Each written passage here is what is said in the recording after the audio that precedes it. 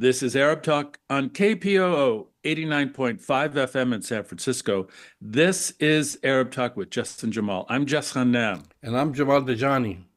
Jamal, in what amounts to be a declaration of war, Israel is on the precipice of inflaming the entire region of the Middle East, including Palestine, Lebanon, and beyond.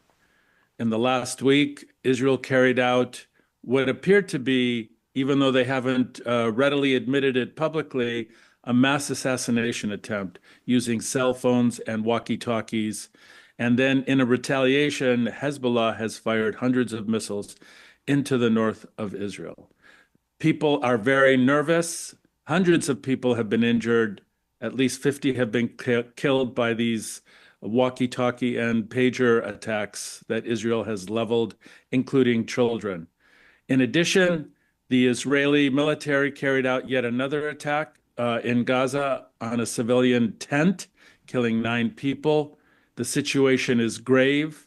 We hear nothing from the White House. This is our big story that we'll be covering today. In addition to the update from Lebanon, we're going to also talk about what happened in Ramallah within the last 24 hours, where Israel has shut down the Al Jazeera office, the main office in Palestine.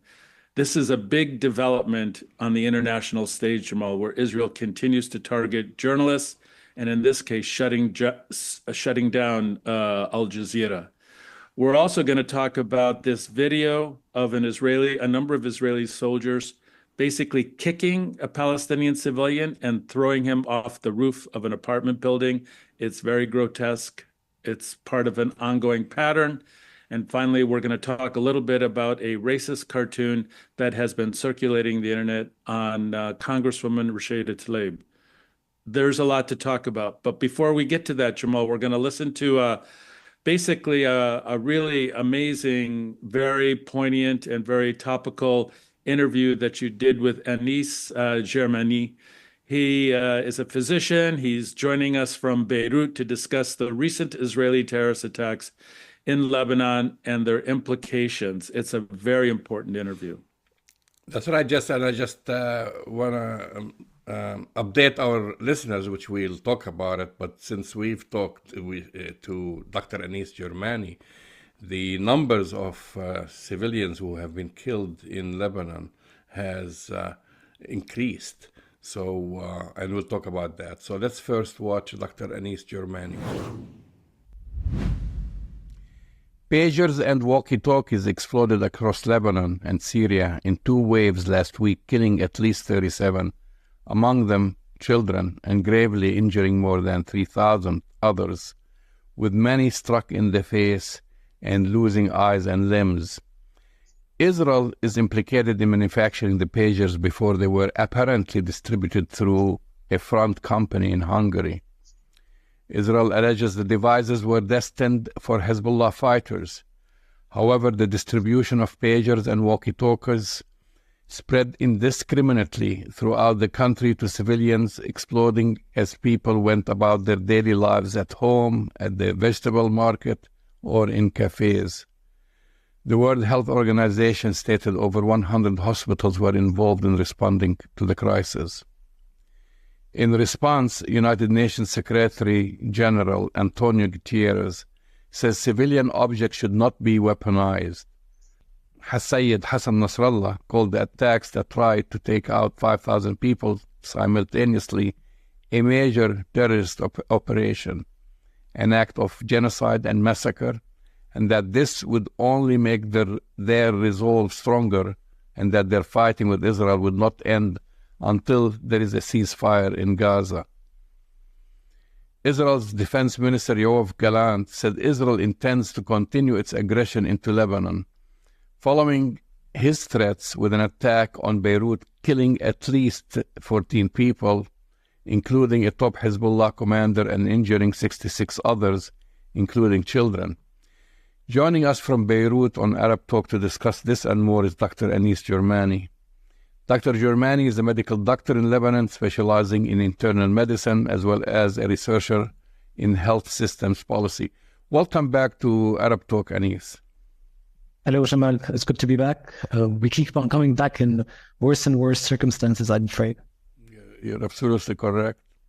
So let's start by you giving us an overview of the injuries inflicted on Lebanese civilians by these explosions and how your colleagues were able to mobilize and respond to these terror attacks by Israel. Yeah. So it's been a very dark week for Lebanon. As you mentioned in your introduction, there's been 2 separate attacks orchestrated by Israel by detonating civilian objects. There are first pagers on Tuesday, and the next day there were walkie-talkies. And yesterday, on Friday, they also launched an air raid on the southern Dahya of Beirut, southern suburb of Beirut, where they leveled 2 buildings, and the situation is still ongoing. People are still stuck under the rubble, and the situation is still developing.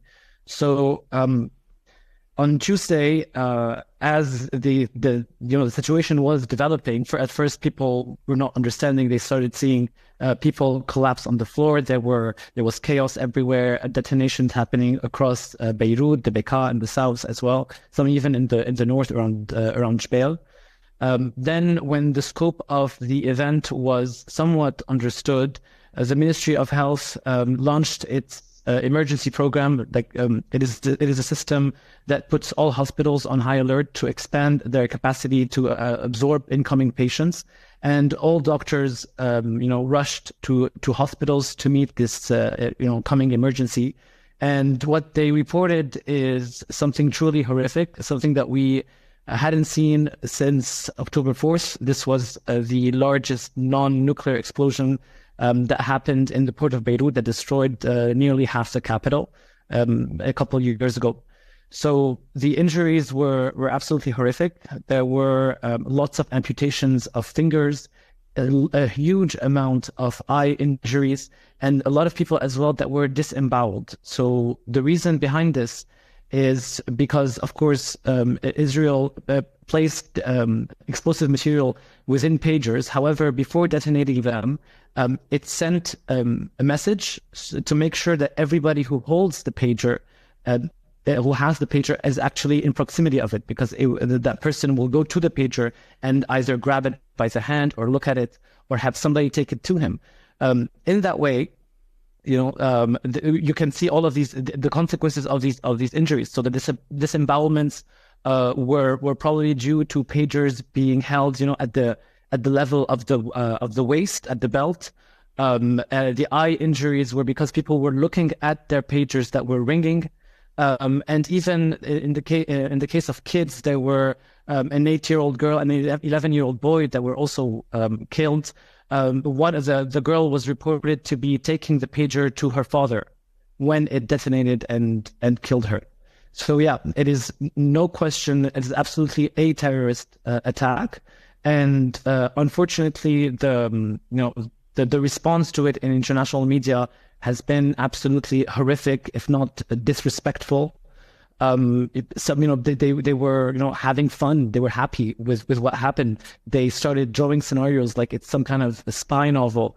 Libération, it's a French publication, called it an amazing fireworks show. You see, even Netanyahu at some point started bragging. When somebody was filming him, he's like, no, I am not, 007. My name is Netanyahu, Benjamin Netanyahu. It is absolutely horrific. And you see people in online saying, yeah, this is great. This is a targeted action. Well, let's rethink this for a second. There were 4,000 bombs that were detonated in an instant. So this means that Israel's intention was to kill at least 4,000 people, not knowing who these people were, where they were, around whom they might be, and they just let loose all of this chaos. And if we think of a bit more about this, like detonating 4,000 bombs that are mobile and that move around, we can imagine a series of catastrophic disasters. For example, in Lebanon, there is a factory that packages, gas tanks, cooking gas, because there's no cooking gas that arrives to the homes. You have to have a specific tank that you go to the factory to refill and then bring back. If there was a guy there who had a pager that detonates in this gas factory, what would have happened? there was a nurse that was, there's more than one nurse actually that had these pagers, because doctors and nurses, we use these pagers too. And 2 of them were killed. Imagine if this nurse had been next to an oxygen tank in a hospital. What would have happened? An entire floor could have burned. The entire hospital could have exploded. So this is not a targeted attack at all. And we can tell from the people who were injured, the civilians that were killed, and on the second layer, the fighters, the people who had these pagers were not fighters. I mean, the pagers were brought in 5 months ago. These are not, the fighters of Hezbollah are people who have been with them since the 1980s. The people who joined recently and had these pagers 5 months ago were support staff. Hezbollah has extensive, businesses, hospitals, schools, and other businesses, and they need to coordinate as well. So these pagers were meant for these people who are civilians, maybe members of Hezbollah, but that does not make them legitimate targets. And this is something that a lot of legal experts have agreed on. A person who is not an active fighter cannot be considered a legitimate target. I was thinking the same way, but I was actually thinking of more catastrophic scenarios, and thank God this didn't happen. Like a bus driver, for example, getting hit, or someone who boarded an airplane.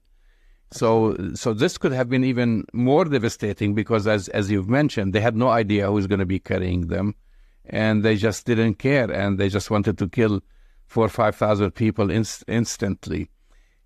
You recently wrote an article in As-Safir newspaper explaining why Lebanon's medical infrastructure is not equipped to deal with this nature of mass attacks. And I think it was about 2 weeks ago, if I'm correct. Explain the challenges. What will happen if there was an all-out war? We learn from Gaza example that Israel does not care about anyone. Israel does not spare schools, churches, mosques, or hospitals. Yeah, absolutely. I did write this article a couple of weeks ago. Back then, also the tensions were rising. Little did I know at the time that this system would be put to the test so soon. So the Lebanese health system has many problems. The most major one is that it is heavily fragmented and privatized. So it's difficult to organize and coordinate between stakeholders of the health system. And adding to all of that, around 5 years ago, there was a complete financial and economic meltdown of Lebanon that incapacitated every sector in the economy. So, and this crisis, of course, was deliberate. The mismanagement of it, or actually the lack of resolution of this crisis, was also deliberate. But it left us, extremely vulnerable, and in many sectors, in many ways, including the healthcare. So on this level, Lebanon has approximately 160 hospitals. Most of them have good equipment, but for example, because of the crisis, in terms of heavy infrastructure, we do have it, like CT scans and MRI machines and all that. But in terms of equipment, the ones that you consume on the spot, like syringes, gauze, and all sorts of medicines, because of the crisis, we have a severe shortage of this equipment.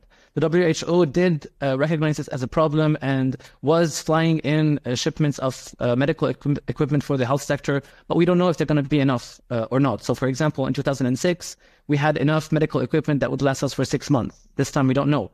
And in general, the Lebanese government, in collaboration with the WHO, has elaborated a plan, like a health emergency plan. But this plan is based on an extrapolation of the 2006 war. So if they took, for example, like what happened in 2006, the war between Lebanon and Israel, and then they said, okay, so we're going to take this and extrapolate it to today and make take the necessary precautions. However, so much has changed since 2006, and one of them is Lebanon's population. For example, there are 2 million additional, people living in Lebanon, and these people are Syrian refugees. There was a big issue around who's going to pay for their healthcare. At some point, the Ministry of Health said, no, they will not be paying for their healthcare. Then UNHCR said they won't be paying for it either. And then they changed their minds and said, okay, we will cover them in only 33 specific hospitals, up to a bill of $5,000, which is also, It is not a way to deal with a catastrophe in case of war. Some people require extensive surgery. Not everybody has access to specific hospitals, because we know Israel bombs infrastructure as it did in 2006. They bombed bridges, roads, even hospitals. What if the hospital that you're destined to go to, or like the closest one that you can access is the one that is recognized by UNHCR and the other one is not? So there are a lot of vulnerabilities in the health sector. Another one is definitely the mass migration of medical staff, including doctors and nurses. Around half of them have left since the crisis. However, there's something to be said about their amazing response after the detonation of the communication devices this week. And we've unfortunately, us as health workers in Lebanon, we've had multiple baptisms by fire. There were multiple, car bomb assassinations in the early 2000s. Then there was the 2006 war. Then there was the August 4th blast. All of these things have, unfortunately, trained us a lot to deal with a lot of disasters and a massive influx of patients. However, we did lose half of our capabilities in that sense. And, the newer generation is not as experienced as the ones who had left. However, they were still, they still rose up to the task, and they did a brilliant work, this week. United Nations Secretary General Antonio Guterres says civilian objects should not be weaponized. Israel has crossed the threshold by booby-trapping thousands of devices intended for civilian use. As you've mentioned, doctors and nurses use them. Is Israel's shadow war ingenious, as some call it? You started talking about this, or only unexpected in that it was in complete violation of humanitarian norms? How different is this than, for example, booby-trapped cars and buses and so forth? Yeah. Well, I'm just going to add two things. First of all, this also the U.S. Department of Defense prohibits what they call using apparently harmless portable objects specifically designed to explode. So this is not just the opinion of the UN and Antonio Guterres, but also alleged supposedly the US government. And they, when they were asked about it, if they condemn it, they pretended not to know, and they're saying, yes, we still need more details, and we don't know what happened. Well, they have a clear policy that prohibits the use of civilian objects to detonate. And somehow now they seem to have forgotten completely about it. On a second level, this is not the first time Israel uses these tactics. Actually, there is a very known instance in 1997 in South Lebanon. Israel airdropped booby-trapped toys on the south of Lebanon so that kids would pick them up and it would detonate in their hands. There were dolls, these small toy cars, and flashlights. These are known objects to have been booby-trapped by Israel to kill the kids of South Lebanon. So it's not the first time. And we know this is their tactic. And to answer your question, this is not a shadow war. This is an open war. And so much less that has been done in the world, across the world, has triggered far bigger wars. For example, if we take, and I hate these analogies because because I have to appeal to the empathy of specific Western people that have complete disinterest in the lives of people from the global South. But if we take what happened here, like in Lebanon this week, 3,000 people were instantly injured in a second. It was not a gradual process. It was in 1 second. And then you take this you have to compare it to what happened in 9/11. And if you compare it to the population of the US, it means that this instance, what happened here, would have, and if it hadn't happened at the same scale in the US, it would have created 167,000 people that were injured in an instant. In 9/11, there were 9,000 people that were injured and killed and at the same moment. So you see, in terms of scale, what happened in Lebanon is quite huge. And I truly hated that I have to make these comparisons to appeal for somebody's empathy from across the Western world. So no, this is not a shadow war. This is actually, even like military experts, which I am not, say that it's not even such a great success. I mean, Israel must have spent years trying to infiltrate the production line of these beepers to end up using it for this symbolic quote unquote victory that they called. And then what happened? Strategically, nothing has changed. Hezbollah is far bigger than these like couple of thousands of people that they've maimed and and injured and killed.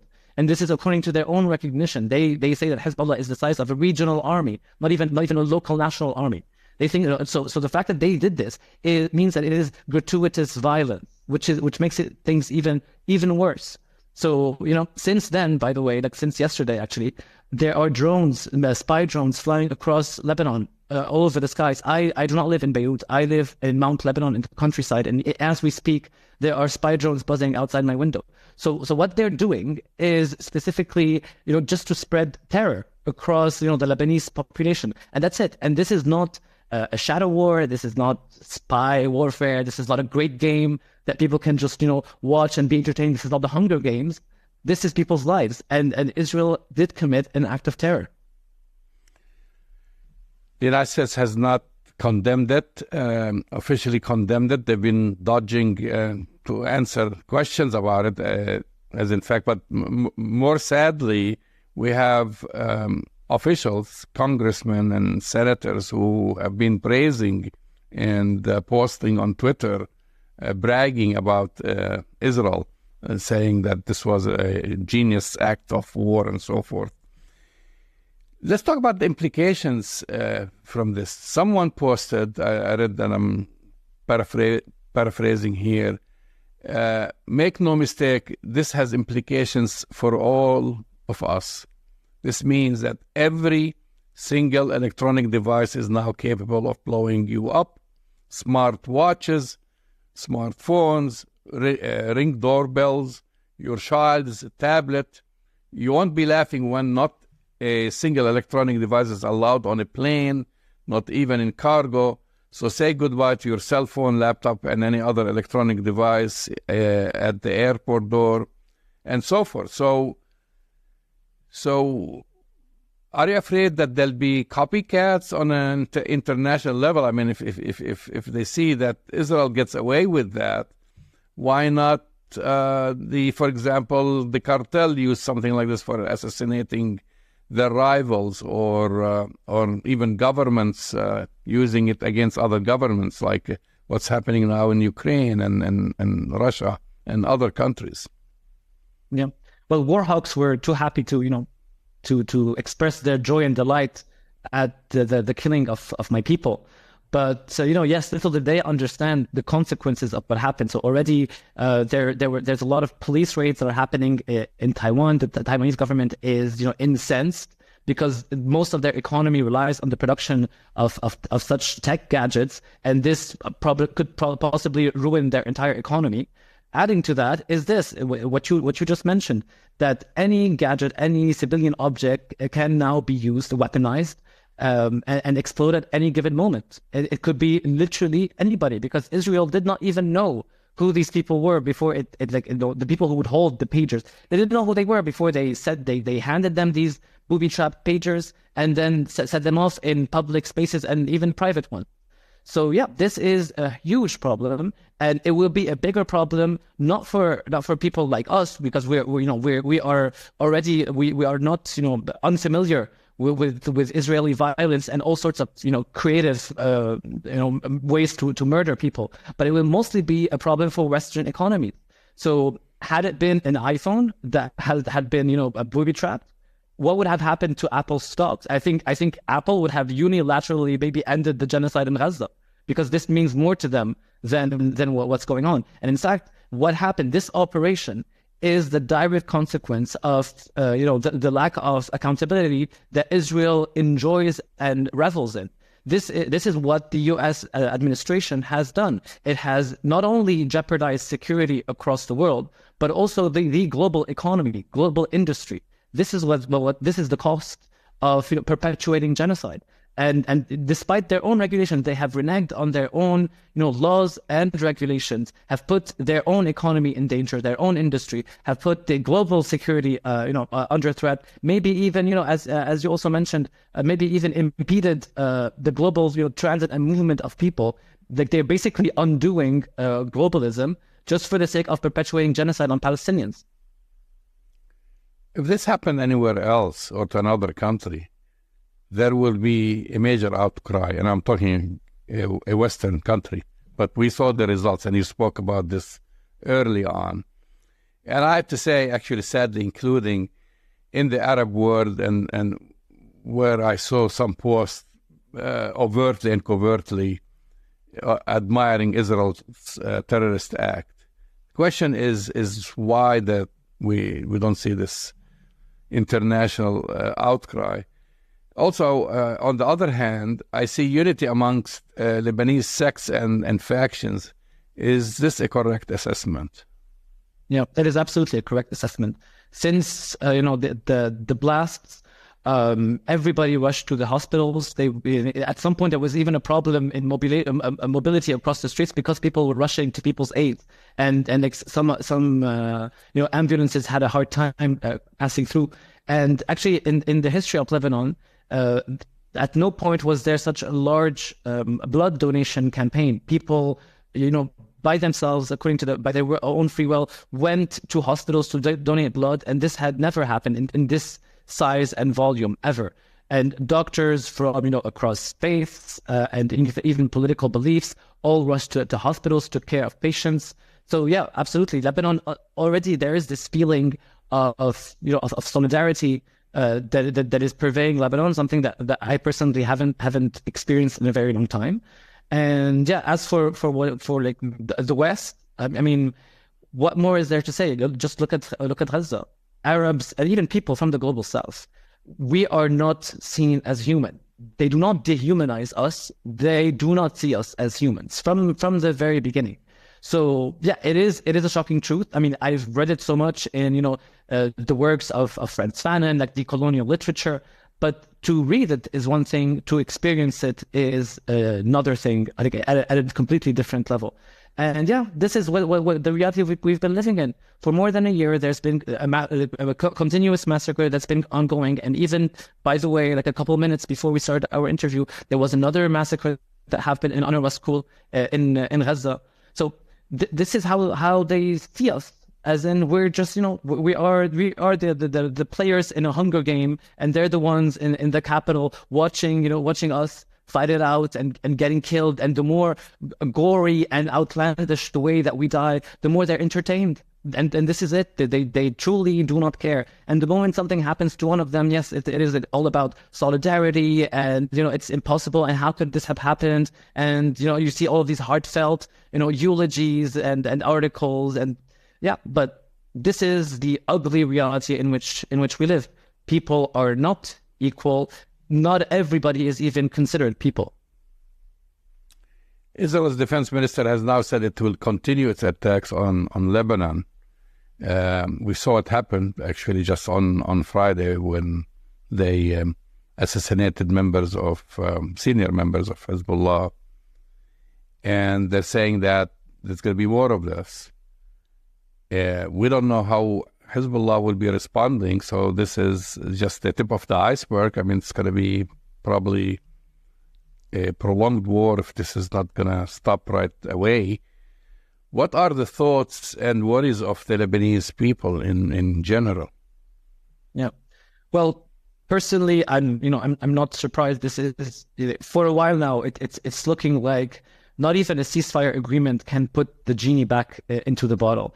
In his latest speech, Sayyid Hassan Nasrallah echoed this sentiment, but it is a sentiment that has been, we've been like reaching this conclusion for a while. So for the past few months, we've seen the escalation of violence, across the board, unfettered violence, more provocations, all of these, problems, these antagonizing forces that are developing between, Israel and the region and the West and all of their, involvement in genocide. This is not something that they can just like pull back out of.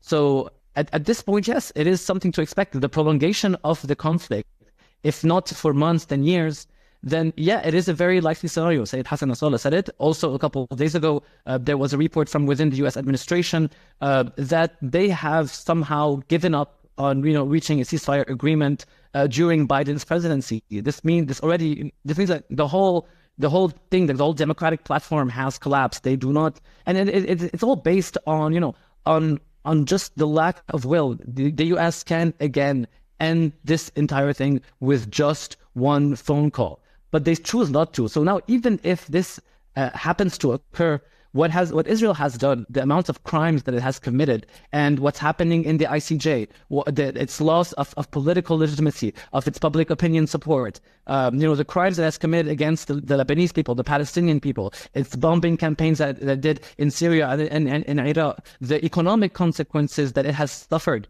because of that, the blockade on its ports by Yemen, the collapse of its tech production and industry, the migration of the people living in the northern colonies of Israel to the interior, and it's the increase in the level of violence between Israel and Hezbollah. All of these things, we do not expect them, and it cannot be settled with one paper agreement that everybody signs onto now. There is a genie that has been released, and now it's very difficult to put it back in the bottle. And yes, we do expect a lot more violence in the days and weeks to come, for one simple reason, because Israel has made it extremely clear to Hezbollah that the more Hezbollah practices restraint, and it has extensively and has been doing it since October 7th, and has been repeating it, that Hezbollah hasn't used all of its weapons yet, all of its arsenal yet, and they haven't escalated yet, and they're still waiting. And whenever they were forced to, they had very tactical, responses on military Israeli targets to prevent an escalation. But in this week, Israel has proved to Hezbollah beyond any shadow of doubt that the more they practice restraint, Israel's going to escalate even more. So at this point, they're leaving Hezbollah with a clear dilemma. It's either escalate or die. And what kind of choices are these? The United States has the second largest embassy in Beirut, I think after Iraq. You also have the American University, and the United States is denying any involvement or even prior knowledge of what happened. But do you feel that the Lebanese people trust the United States? Well, it's not even about trust or not. It's about the facts, and the U.S., by perpetuating the state of impunity that Israel enjoys, is directly responsible. Every weapon, every bullet that is shot by an Israeli rifle, every missile that is dropped on Palestinians or on Lebanon or in Syria and Iraq comes directly either from the U.S.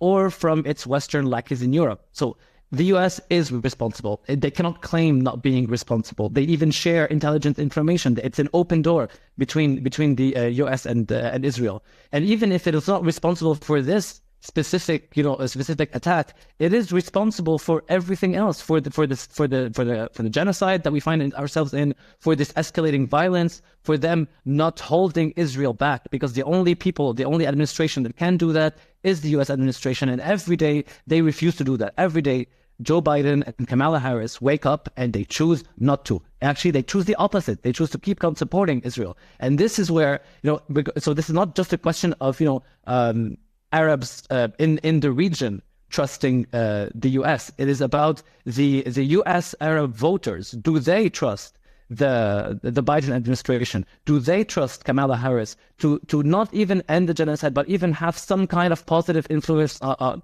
what's going on? I personally don't think so. And I think that these people, as voters in the U.S., have a responsibility in the election to come, not to abide by this empty, dual choice like Democrats or Republicans, because both of these parties do not see us or even them as humans. By extension, the only difference between us and U.S. Americans is their passport, and that's about it. So when the elections come, they should have the responsibility to choose better this time. And this is where I'm alluding to, for example, Jill Stein or other third-party candidates that have committed to ending the genocide and ending their support for Israel. Are you personally preparing for the worst? Where do you see this heading? Well, we've been preparing for the worst since October 8th. We know what Israel does, and we don't expect it to go nicely, to spare anybody. And the more we've seen what they've done in Palestine, the more convinced we are. So in terms of like them bombing infrastructure and people not respecting the UN, not respecting any sort of facility or institution. So there's only so much we can do. We're still, Lebanon is a bankrupt country. Our military is poorly developed. Our infrastructure is poorly developed, and this is where we go back to like Lebanon's, grosso modo, like its actual problem. Lebanon does not have a war economy. For a country that has been at war with Israel since 1948, Lebanon does not have a war economy. And by war economy, I mean an economy that is resilient to war. So in terms of, underground bunkers for people to hide in terms of an economy that is not incapacitated by Israel, infrastructure that cannot be easily bombed, like airports and ports, like defense systems, like even underground hospitals. For example, Israel has one of the, if not the largest underground hospital in Haifa. It has one of the most advanced mobile hospitals that can basically deliver care as if you are inside a fully functional hospital, but it's a hospital that can be moved around. We do not have these things, and this is a problem. This is something that the Lebanese government is to blame for, because since 1948 until today, nobody has chosen to equip Lebanon with the necessary, skills and infrastructure to stay alive next to such a brutal occupying force on our southern border. And individual solutions such as people like stocking up on food and medicine will not work.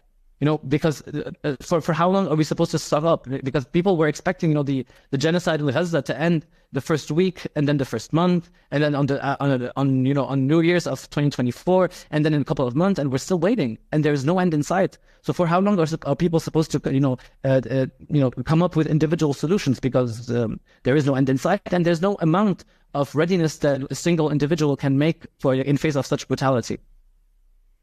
Dr. Anise Germany, thank you for coming on Arab Talk. Thank you, Sean.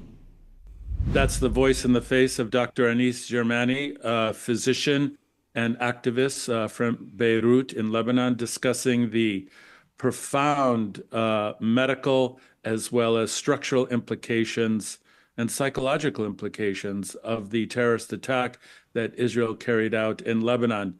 Jamal, this is, by all intents and purposes, a declaration of war.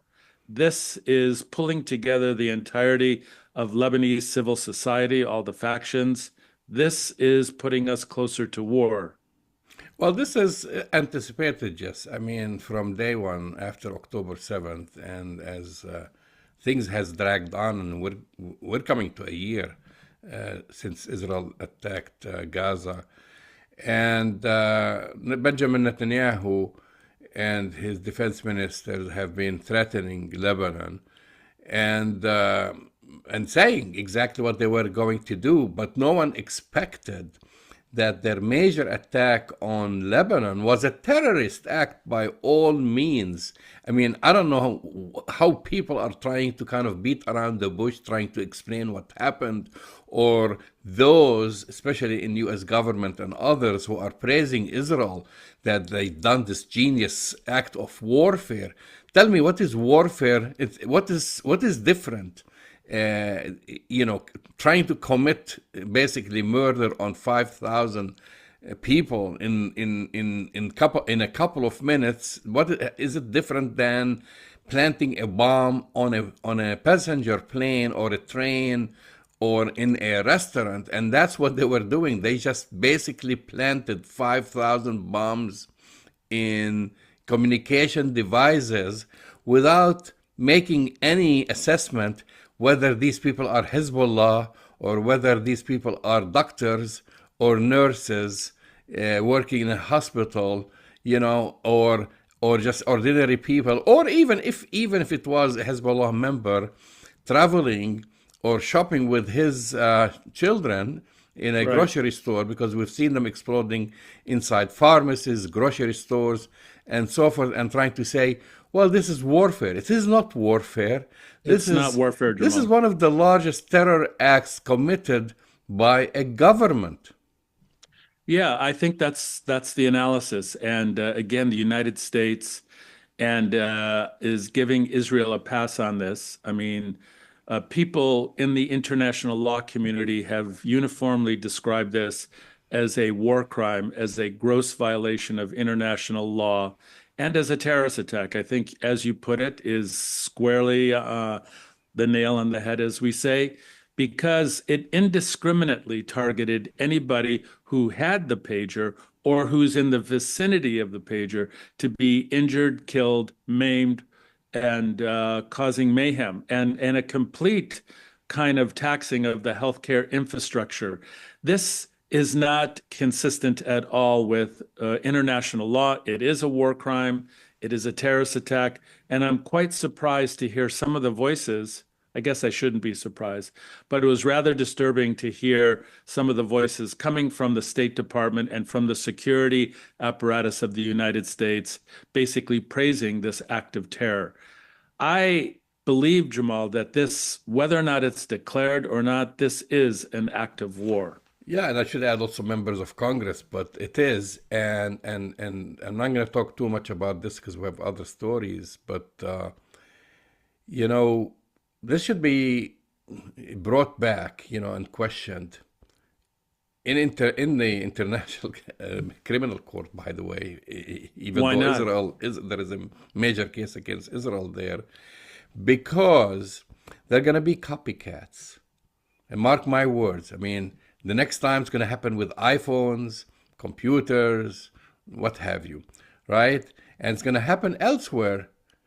And then people are going to be surprised. They say, oh, this is an act of terrorism, or terrorists are using this. Yeah, well, you are basically showing them the methods, and you are saying that this is okay. It's okay to get rid of what you consider your enemy by just mailing 5,000, you know, or putting, I mean, planting in a shipment of 5,000 pieces of equipment to another country without knowing who's going to be buying those or who's going to be carrying these. And the next time we're going to have something like this, and it's going to happen in a European country or elsewhere, and everybody is going to start condemning it and saying, how dare they did it. Can you imagine if this happened in Paris or in London or in Rome or anywhere else? Will there be a different reaction than this? Well, Jamal, I mean, we're talking about the terrorist attack that Israel carried out, but let's not forget just a day or two before that, they fired missiles in a civilian apartment complex in the middle of Beirut. So the terrorist attacks, the grave violations of international law, and I think, you know, are continue unabated by the Israeli government and military. And I think, as you rightly point out, no one is saying anything. What if this were Paris? What if it were London? What if it were Rome? What if it were somewhere else, you know, in the world where a country's sovereignty and its capital city were being attacked like this? Would anybody put up with it? So we're going to be following this story, Jamal, obviously. But I think, you know, and then Hezbollah, you know, today fired 100 missiles to the northern part of Israel. I interpret it no other way as Israel has declared war on Lebanon. Not just Hezbollah, Jamal, but on the entire country of Lebanon.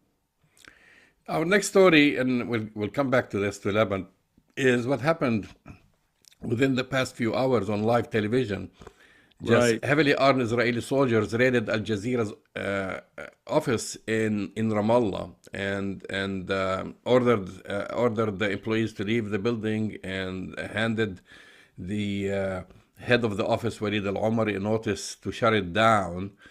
And basically on live television, you could watch it on live television. The order came from the Israeli military authority.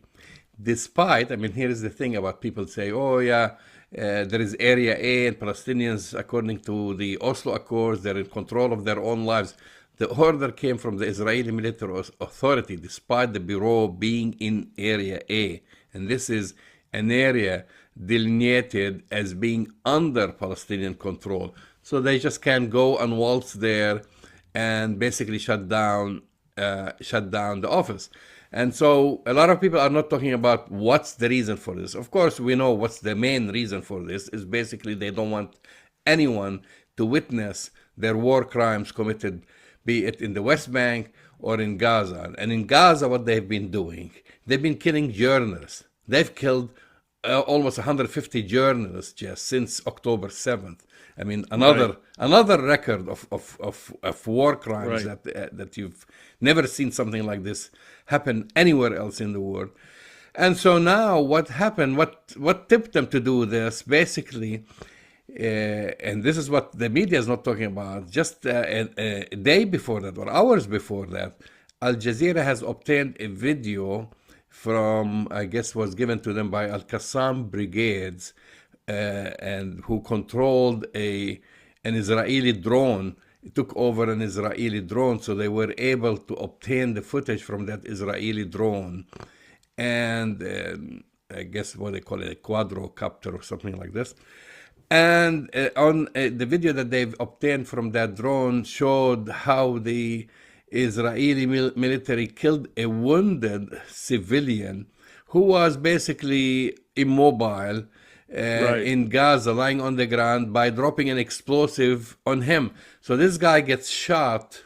He's just like one of the civilians, wasn't a militant, wasn't carrying any weapons, etc.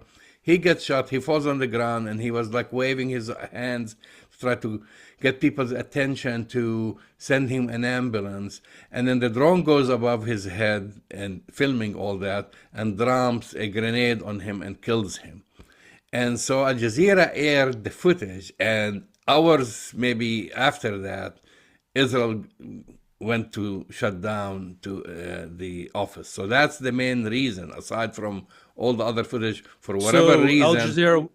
Al Jazeera was acting as a journalist, as Yes. a news organization. And so really what you're saying, Jamal, is that the reason the Israeli military shut down Al Jazeera is because Al Jazeera was acting in its capacity and in its mandate and its intention to report the news as they get it. And they reported the news, and now they're being shut down.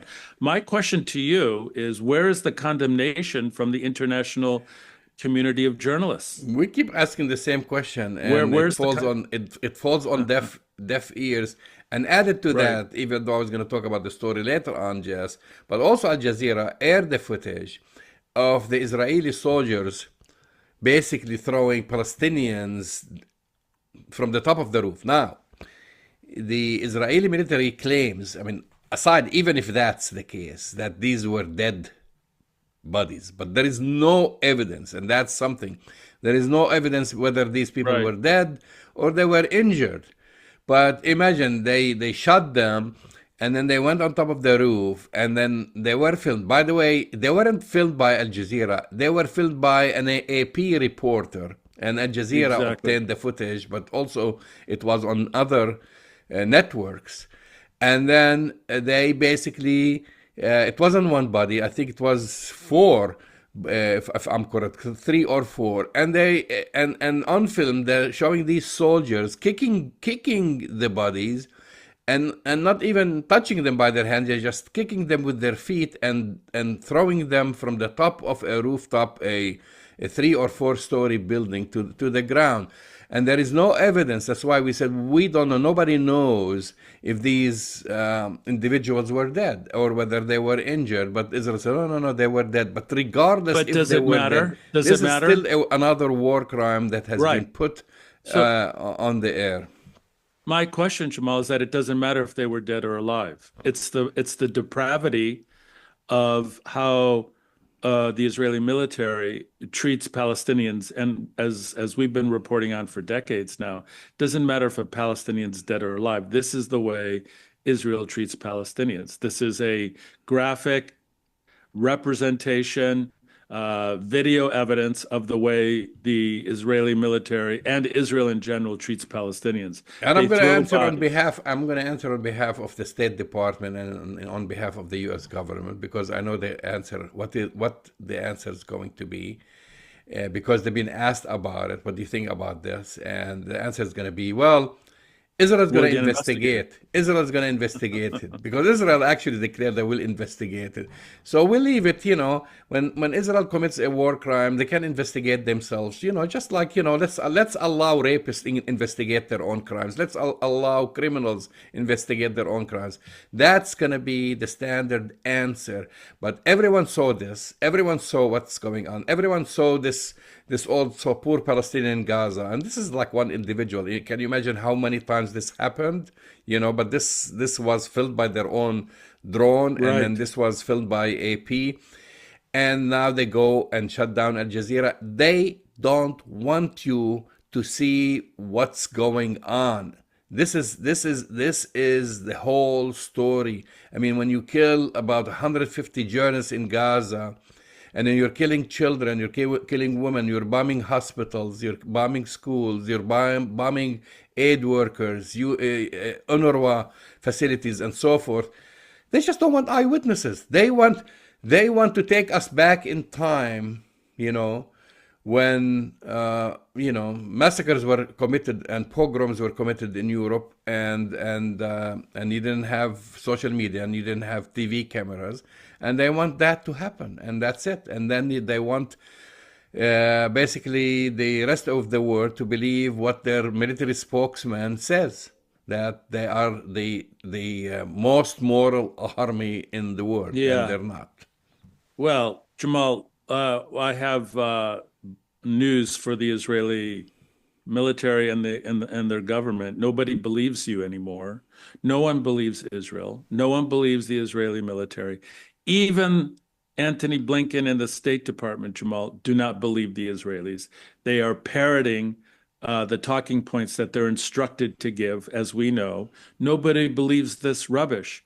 They're committing war crimes in Lebanon. They're committing war crimes in Gaza. They're committing war crimes in Jerusalem and in the West Bank, Jamal. And it's being televised live either by the AP or by their own drones or by TikTok. Everybody sees it. The real issue here is why the world turns a blind eye to the painful reality of war crimes being committed right before the entire world and nobody doing anything about it. Nobody is holding the Israelis accountable. Yes, we have the ICJ and the ICC and the international law processes, but we're back to this really painful reality, Jamal, is that the United States continues to give cover for these war crimes and allows Israel to get away with murder, literally. Yeah, and back to Lebanon, Jess. We know about the story, what happened with the 5,000 bombs, basically, that Israel sent into Lebanon. The assassination that happens right in the middle of a residential neighborhood to target Hezbollah operatives. They have to destroy buildings and kill innocent civilians and children. And they've been conducting air raids into southern Lebanon. So now Hezbollah has responded. And they have responded. They've launched over 120 rockets towards Israel. And now the United Nations is saying that Israel is dragging the whole region into a catastrophe. And it's going to be basically, as we've mentioned here, an all-out war if nothing happens. But basically, what's going on in Israel now, watching Israeli news, they have the Hezbollah missiles reached Akka and it reached Haifa. And Israel is accusing Hezbollah of targeting civilians. Like, come on, you're killing civilians left and right. But really, according to Hezbollah, they've been targeting a military base right outside Haifa. And Israel has now ordered, it's one of the largest hospitals in Haifa, the Rambam Hospital, to transfer all patients to its underground secure facility. Well, guess what? When they were bombing Palestinian hospitals, they were accusing them of having underground tunnels for Hamas. But all their hospitals in Israel, they have tunnels and they have underground facilities. Actually, Palestinians don't have shelters in Gaza for civilians to go to. So now they're saying, we have to move our patients to the underground safe facilities. And they had to shut down the schools in the north, but that's what you've been. Palestinian children in Gaza, they haven't gone to school for an entire year. Yes. Yeah. So they're saying that, like, poor me, again, we are the victims. We start the war. We wanted to kill 5,000 of your people in 2 minutes, and we bomb right in the center of Beirut. But how dare you now? We have to shut down our schools. Hezbollah, they said, they've targeted, and they've shown on satellite the Israel's Air Force Air Base, Ramat David, located 31 miles from Lebanon border, and this was the deepest strike they have done. They released, by the way, if you remember, in July, footage filmed by a drone over Haifa. that highlighted Ramat David as part of an almost 10-minute long video marking military infrastructure in the densely populated areas in Israel. And again, this is the funny thing, because Israel says that Hamas hides between civilians, yet Israel puts its military bases with civilians, in the middle of civilians. Its headquarters, military headquarters, defense ministry, basically, which they call the Kiryat, is right in the center of Tel Aviv, surrounded by residential buildings, and yet they say, we can't avoid killing civilians in Gaza because Hamas fighters are embedded amongst civilians. Well, you're embedded amongst civilians as well. Well, Jamal, we're this by the time we have our next episode of Arab Talk, I think we can anticipate that the situation in Palestine and Lebanon and perhaps beyond will be inflamed even more. And this is a very, very destabilized time, and it's all because of the Israeli government, the Israeli military, and the cover that's being provided by the U.S. government.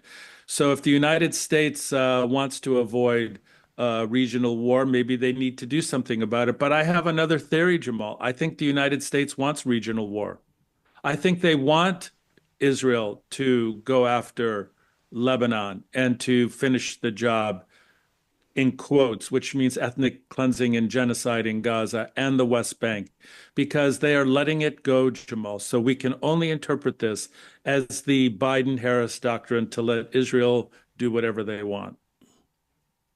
Our last story, Jess, we have a few minutes. A conservative magazine called the National Review published a cartoon of Congresswoman Rashida Tlaib, and the cartoon basically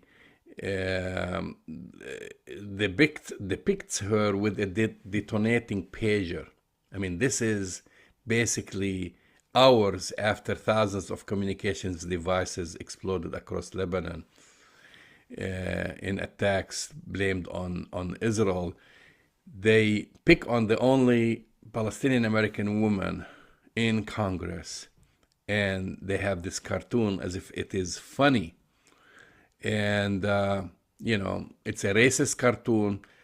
It's disgraceful that the media continues to normalize racism, and this is what Congresswoman has been saying. She wrote that on Twitter. The cartoon was created by Henry Payne, and it shows her sitting at a desk with a name card reading Representative Tlaib, and then where a device explodes, the woman remarks, "Odd, my pager just exploded." I mean, what is this? Really? But you're calling it racist, Jamal, but isn't this an incitement to violence? Isn't this cartoon inciting violence to Rashida Tlaib also? It's basically an incitement. And that's the way it should be dealt with. Well, I leave this to the FBI and the Justice Department. Because you and I, we believe in freedom of speech. And that's why when people complain about freedom of speech, whether be it in Europe, in France, or other places, we say, no, if it is freedom of speech, it is freedom of speech. But if what you're saying, it's inciting violence, it's going to cause violence, like just the same thing like shouting fire in a movie theater and causing harm, then it's no longer freedom of speech. So the FBI needs to investigate this and decide if it is freedom of speech or an incitement to violence. But it's definitely racist. Well, we'll continue to follow these stories, Jamal. This is an important week coming up, and we'll be back on Arab Talk in a week. You've been listening to Arab Talk on KPO San Francisco 89.5 FM. Go to our website, arabtalkradio.com, to download the latest shows, and we'll talk to you next week. See you next week.